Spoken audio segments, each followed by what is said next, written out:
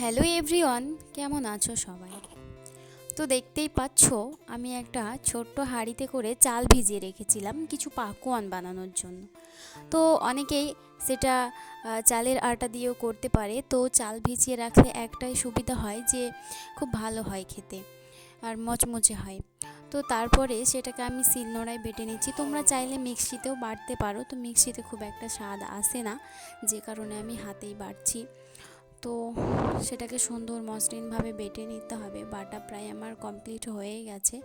তারপরে কিছু রোল ময়দার আটা আর ওই তো সেই বাটানো চালটা, আর ওই তো এখানে গুড়ের জল দেওয়া আছে এবং চিনি মিক্স করে সুন্দর করে ফেটিয়ে কিছুক্ষণ রেস্টে রেখে দিয়ে কড়াই গরম তেলে সেই পাকোয়ানগুলোকে দিয়ে দিতে হবে। তারপরে দেখো সুন্দরভাবে ভাজা হয়ে গেছে। তো আমরা এখন টেস্ট করে দেখি কেমন হয়েছে। তো চলো টাটা, অন্য কোনো ছোট্ট মিনি ব্লগে আবার